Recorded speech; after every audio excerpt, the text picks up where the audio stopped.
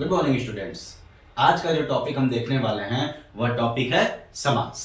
समास में हम देखते हैं कि सबसे पहले समास की डिफिनीशन कि समास एक्चुअली होता क्या है, यह टर्म है क्या। तो समास की डिफिनीशन हमसे कहती है कि दो या दो से अधिक शब्दों के मेल से नए शब्द बनाने की प्रक्रिया समास कहलाती है। यानी समास क्या होता है, जब दो या दो से अधिक शब्द हमारे पास दिए गए हों और उन सभी शब्दों को मिलाकर हम एक नया शब्द बनाएं, तो ये जो नया शब्द बनाने का प्रोसेस है, यही प्रोसेस क्या कहलाता है, समास कहलाता है। जैसे कि एक एग्जांपल हमारे सामने है, गंगा का जल। तो गंगा का जल, यह तीन वर्ड है और इन तीन वर्ड्स को मिलाकर हमने एक वर्ड बना दिया, क्या, गंगा जल। ठीक, तो ये जो वर्ड हमारे सामने था, ये शब्दों का समूह है और जो हमने बनाया है वह क्या है, एक नया शब्द है। तो जो जिन शब्दों से हम बनाते हैं वह दो तरह के होते हैं। उनमें एक होता है पूर्व पद, एक होता है पूर्व पद और एक होता है उत्तर पद। पूर्व पद मतलब जो पहला पद हो और उत्तर पद मतलब जो बाद का पद हो। तो जो पहला पद है वो क्या है, गंगा का, और उत्तर पद क्या है, जल, जिसको मिला के हमने क्या बना दिया है, गंगा जल। ठीक है, तो यह जो प्रक्रिया हुई है, दो या दो से अधिक शब्द मिलकर जो नया शब्द बना है, यह प्रक्रिया क्या कहलाती है, यह प्रक्रिया समास कहलाती है। ठीक, और ये जो पद मिलकर ये जो बने हैं, यह पद क्या कहलाता है, समस्त पद कहलाता है। ये पद कहलाएगा समस्त पद, यह पद समस्त पद कहलाता है। इसी को जस्ट उल्टा समझिए, अगर यह गंगा जल दिया हो और गंगा जल को हमें क्या करना हो, पाठ में करना हो, यानी इसका विग्रह करना हो, इसे पुराने शब्दों में इसे बदलना हो, तो गंगा जल का पुराना शब्द क्या हो जाएगा, गंगा का जल। यानी इसका मतलब क्या है, गंगा का जल। तो जब हम समस्त पद से, ये कौन सा पद था हमारा, समस्त पद, ये था समस्त पद। जब समस्त पद को हम तोड़ देते हैं तो बनता है समास विग्रह। क्या बन जाता है, समास विग्रह, या क्या बन जाएगा, समास विग्रह। समस्त पद और समास विग्रह में क्या फर्क आ जा रहा है, विभक्तियों का। किसका फर्क आता है, विभक्तियों का, विभक्तियों या चिन्हों, विभक्तियों या चिन्हों का। जैसे का, यहां का क्या हो गया है, लोप हो गया है। लोप मतलब विलुप्त हो गया है, यहां का विलुप्त हो गया है, का यहां पे विलुप्त हो गया है। तो जो विलुप्त हो जाते हैं वही क्या है, विभक्ति या चिन्ह। यानी जब हम समास विग्रह, यह क्या है, समास विग्रह, जब विग्रह से हम समस्त पद की तरफ बढ़ते हैं तो जो विभक्ति या जो चिन्ह होते हैं उन्हें, उनका क्या हो जाता है, लोप हो जाता है, वह क्या हो जाते हैं, गायब, विलुप्त हो जाते हैं। और हम क्या बना सकते हैं इससे, समस्त पद से समास विग्रह से समस्त पद और समस्त पद से समास विग्रह बनाया जा सकता है। ठीक है, अब हम पढ़ेंगे इसके टाइप्स कि समास कितने कितने प्रकार के होते हैं। तो समास कई प्रकार के होते हैं, एक एक करके सबसे बारे में डिफाइन किया जाए। अलग अलग शब्दों के समूहों को समस्त पद बनाने के लिए यानी जोड़ने के लिए अलग अलग टाइप्स के समास हैं, सबके अपने अपने रूल हैं। इन रूल्स को पढ़ने के लिए पहले हम ये देखते हैं कि समास होते कितने प्रकार के हैं। तो हमको 6 तरह के समास पढ़ना है, यानी समास 6 तरह के हैं। इनके अपने अपने कुछ टाइप्स हैं, उनको अभी बाद में समझा जाएगा। पहले ये समझते हैं कि प्रॉपर मेन समास कौन कौन सा है। तो समास मेनली 6 टाइप्स के होते हैं, अव्ययी भाव समास, तत्पुरुष समास, कर्मधारय समास, द्विगु समास, द्वंद्व समास और बहुब्रीहि समास। यानी ये 6 टाइप्स हैं समास के, जिन्हें इंडिविजुअली अभी हम पूरी तरह से पढ़ने वाले हैं। ठीक है, फर्स्ट टाइप है अव्ययी भाव समास। अव्ययी भाव समास, अव्ययी भाव समास में क्या आ रहा है, अव्यय आ रहा है, अव्यय आ रहा है ना। अव्यय क्या होता है, तो अव्यय समझिए कि जिसमें ऐसे शब्द जिसमें लिंग, वचन, कारक, इनके थ्रू कोई चेंजेस ना हो। अव्यय का शाब्दिक अर्थ क्या हो रहा है, अव्यय। अगर सही मायने में हम देखें तो अव्यय, अव्यय का मतलब क्या होता है, जो खर्च ना हो, जो व्यय न हो, जो व्यय न हो वही क्या कहलाता है, अव्यय कहलाता है। तो अव्ययी भाव समास में क्या आएगा, अव्यय आएगा। ठीक है, तो इसमें 2 पद होंगे, प्रथम पद और उत्तर पद, जिसे हम पूर्व पद और उत्तर पद कहेंगे। तो पूर्व पद इसमें क्या होता है, प्रधान होता है, अव्यय होता है।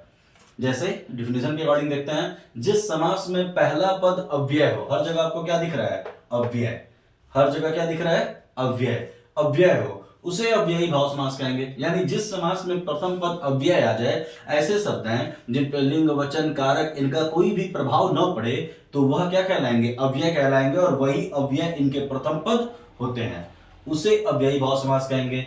इसका पहला पद प्रधान होता है हर जगह। देखिए अगर यहाँ प्रति हटा दिया जाए तो सिर्फ क्या बचेगा? दिन।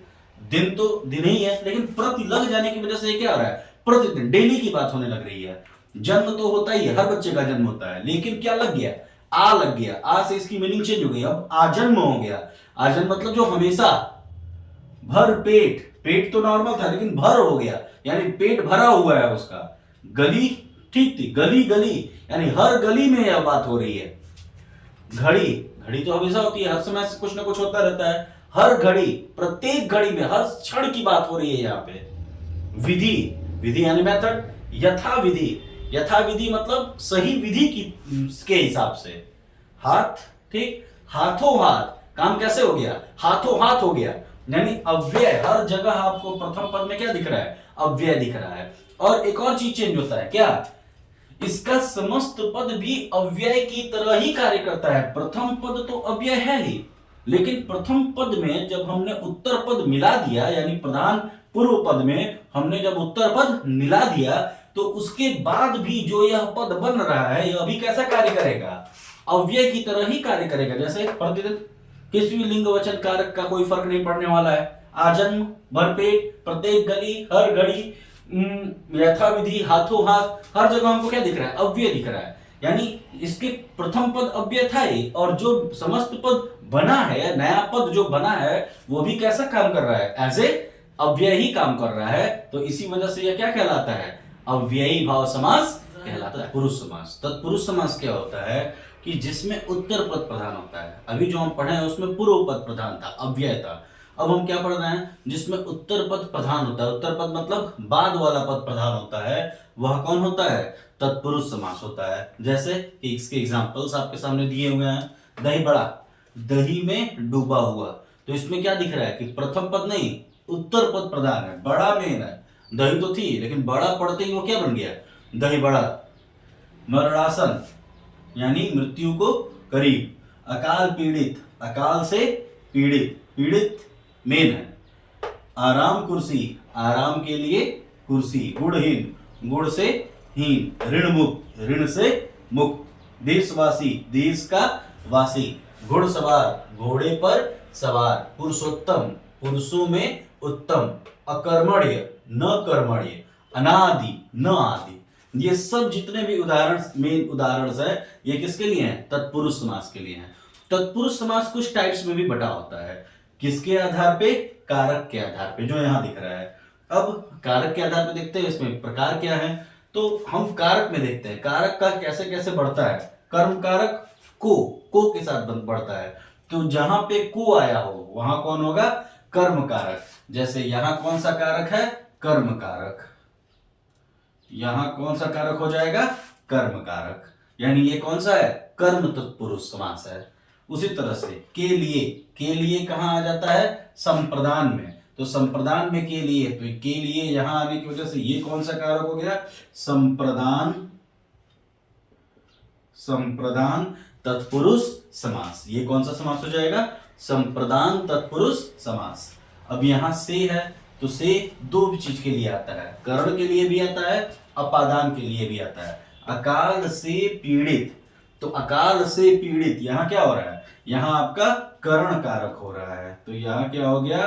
करण तत्पुरुष समास। यहां हो जाएगा करण तत्पुरुष समास। लेकिन यहां जैसे ही ये से करण के लिए था, लेकिन ये से गुणहीन। अब यहां अलगाव, अपादान क्या होता है? अपादान कारक वो कारक होता है जिसमें कोई चीज उसी चीज से अलग हो रही है। जैसे पेड़ से पत्ते का गिरना, तो पेड़ से पत्ता टूट के अलग हो रहा है ना, उसी तरह गुण से हीन, गुण इससे दूर दूर है, गुण इससे अलग है, गुण इसमें नहीं है, तो ये गुणहीन। ये कौन सा हो गया? अपादान। यहां कौन सा हो जाएगा? अपादान तत्पुरुष समास। यहां हो जाएगा अपादान तत्पुरुष समास। अब यहां देखिए, ऋण से मुक्त, ऋण से मुक्त यानी ऋण से मुक्त यानी ऋण से मुक्त हो गया। अब इसके ऊपर कोई उधार नहीं है, तो यहां भी कौन सा है? अपादान, अपादान तत्पुरुष समास अब ये तो आप पढ़ लिए। अब देश का वासी, देश का वासी, वासी कहाँ है, देश का, यानी इससे संबंधित है ना, देश से क्या है ये संबंधित है। संबंधित होने का मतलब क्या होगा, संबंध का उससे रिलेशन दिखा रहा है ना, तो संबंध यहां क्या हो जाएगा, संबंध, संबंध तत्पुरुष समास। अब यहां देखते हैं, घोड़े पर सवार, घोड़े पर सवार यानी ये कहां सवार है, घोड़े पर सवार है। तो जब भी किसी चीज में पर आता है तो में या पर आए तो क्या बन जाता है, अधिकरण कारक। अधिकरण कारक क्या होता है, में या पर के लिए। तो घोड़े पर सवार, घोड़े पर है, तो यहां कौन सा हो जाएगा, अधिकरण, अधिकरण, अधिकरण तत्पुरुष समास। यहां क्या हो जाएगा, अधिकरण तत्पुरुष समास। पुरुषों में उत्तम, तो पुरुषों में उत्तम है, तो यहां भी कौन सा समास है, अधिकरण ही है। कारक कौन सा हो जाएगा, अधिकरण, तो अधिकरण तत्पुरुष समास। अब यहां देखते हैं, ये दोनों तो अलग हो गए, इसमें क्या निगेटिव आ रहा है, अकर्मण्य यानी कर्मण्य नहीं है, काम नहीं करने वाला है। अनादि, अनादि मतलब जिसका अंत ना हो, जो अनादि हो, तो न आदि, ठीक। तो ये किस में चले जाएंगे, निगेटिव सेंस दे रहे हैं, तो निगेटिव सेंस किस में आता है, निज में आता है। ये क्या हो जाएगा, निज तत्पुरुष समास। जब भी सेंस किस में आए, निगेटिव में आए, यानी किसी चीज का ऋणात्मक बात की जा रही हो, किसी का निगेटिव बोला जा रहा हो, तो वह क्या हो जाएगा, निज, निज तत्पुरुष समास। तो हम उसके टाइप्स भी देख लिए, कर्म, करण, संप्रदान, अपादान, संबंध, अधिकरण और निज। 1 2 3 4 5 6 7 तत्पुरुष समास 7 टाइप्स में बटा होता है। किसके आधार पे, किसके, कारक के आधार पे। तो हम कारक के आधार पे इसको बांटते हैं। जैसे यहां क्या था, में किस में जाएगा, अधिकरण में, तो ये भी किस में होगा, अधिकरण में, ये भी किस में चला जाएगा, अधिकरण में, ठीक। तो जैसे इस में की वजह से ये क्या है, अधिकरण, को की वजह से ये क्या है, कर्म, से की वजह से ये क्या है, करण, के लिए ये क्या है, संप्रदान, से की वजह से ये क्या है, अपादान, इस से की वजह से ये भी अपादान, का के की यानी का किससे, संबंध, पर पे ये क्या हो गया, अधिकरण, में की वजह से ये क्या होगा, अधिकरण। अब यहां निगेटिव सेंस आ रहा है, दोनों में क्या आ रहा है, निगेटिव सेंस, तो निगेटिव सेंस की वजह से ये क्या हो गया, निज तत्पुरुष समास। कर्मधारय समास, कर्मधारय समास क्या होता है कि जिसमें पहला पद विशेषण होता है, पहला पद विशेषण होता है और दूसरा पद विशेष्य होता है। विशेष्य यानी जिसकी विशेषता बताई जाती है वह कौन है, विशेष्य, और उसकी विशेषता कैसे बताई जा रही है वह है विशेषण, ठीक है। तो जिसमें पहला पद विशेषण हो और दूसरा पद विशेष्य हो, वहां कौन सा समास होगा, कर्मधारय समास। जैसे अंधकूप, अंधा है जो कुआं, अंधा है जो कुआं या अंधा है जो कूप, यानी कूप, कुआं तो है, कुआं कौन हो गया, विशेष्य, और इस कुएं की विशेषता क्या है कि कुआं कैसा है, अंधा है, अंधा मतलब बहुत गहरा है, ठीक है। दुरात्मा, बुरी है जो आत्मा, आत्मा तो है लेकिन उस आत्मा की विशेषता क्या है कि वह आत्मा कैसी है, बुरी है। नील कमल, नील कमल, नीला है जो कमल, कमल, कमल कौन है, विशेष्य, और उस कमल की विशेषता कैसे बताई जा रही है, नीला, कि वह कमल कैसा है, नीला है। कमल नयन, कमल के समान नयन, नयन मतलब आंखें, आंखें कैसी हैं, कमल के समान है। चरण कमल, चरण कमल यानी कमल के समान चरण, चरण है लेकिन चरण कैसे हैं, कमल के समान चरण है। वन मानुष, वन में रहने वाला मनुष्य, मनुष्य है लेकिन यह मनुष्य कैसा है, वन में रहने वाला मनुष्य है। इस मनुष्य की विशेषता क्या है, वन में रहने वाला, तो वन में रहने वाला ये क्या हो गया, विशेषण, और मनुष्य क्या हो गया, विशेष्य, यानी जिसकी विशेषता बताई जाती है वह कौन होता है, विशेष्य। तो ये कूप, आत्मा, कमल, नयन, चरण, मनुष्य, ये सब क्या है, विशेष्य है, ये सब क्या है, विशेष्य, विशेष्य, ये सब के सब क्या है, विशेष्य, यानी इनकी विशेषता बताई जा रही है। और जिससे विशेषता बताई जा रही है यानी अंधा, बुरी, नीला, कमल, कमल, वन, ये सब क्या हो गया, विशेषण, ये सब क्या है, विशेषण, यानी जिससे विशेषता बताई जाती है वह कौन होता है, विशेषण। और जिसकी विशेषता बताई जा रही है वह हो जाएगा विशेष्य, यानी जिसमें प्रथम पद विशेषण हो और द्वितीय पद हमारा विशेष्य हो, यानी पूर्व पद विशेषण, उत्तर पद विशेष्य, वहां कौन सा समास होगा? कर्मधारय समास। चौथा है द्विगु समास। द्विगु समास क्या होता है? जिसमें समस्त पद मतलब जो शब्दों को मिलाने के बाद बनाओ, तो समस्त पद के पूर्व पद में संख्यावाचक विशेषण हो। संख्यावाचक विशेषण मतलब संख्या आती हो, संख्या इन द सेंस संख्या पूरी ना है, संक्षेप में है, तो जो ऐसी संख्या है जिससे उसकी विशेषता बढ़ जाए, वो कैसे वर्क करे? एज ए एडजेक्टिव वर्क करे, वो कैसा वर्क करे? विशेषण की तरह वर्क करे, तो वह क्या कहलाएगा? द्विगु समास कहलाएगा। जैसे उदाहरण के तौर पे चार पाई, यानी चार पैरों का समाहार, यानी चार पैरों वाला। तो चार पाई देखते हैं, बेड या चारपाई, चौकी, इनमें चार पैर होते हैं, तो वही क्या है? चार पाई, चार पैरों का समाहार, यानी चार पायों वाला। तिरंगा, यहां भी क्या है? तीन रंगों वाला।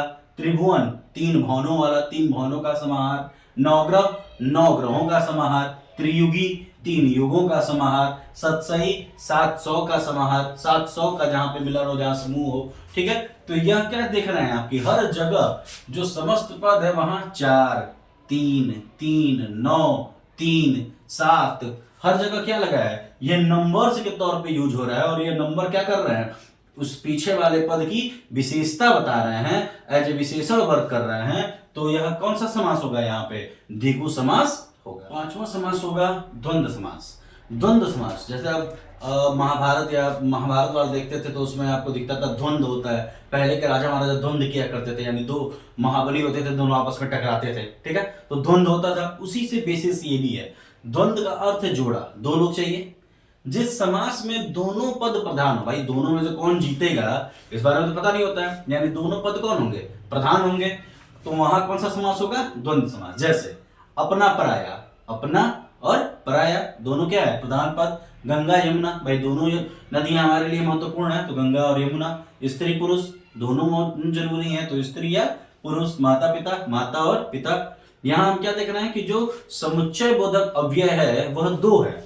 दो समुच्चय बोधक अवयव यहाँ पे यूज हो रहा है, या तो या यूज हो रहा है, या तो फिर और यूज हो रहा है।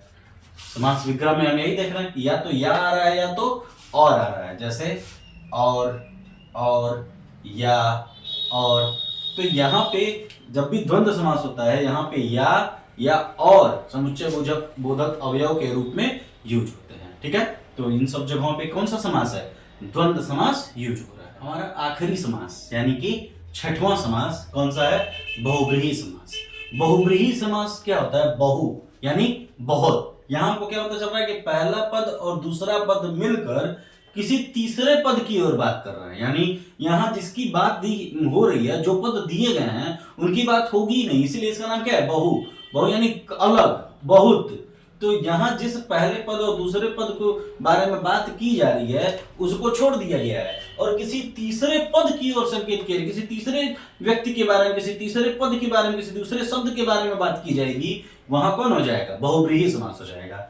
जैसे कि गजानन, गजानन यानी गज जैसे आनन वाला। आनन यानी क्या होता है? कान। तो गज जैसे आनन यानी गज जैसे, हाथी जैसे कान वाला।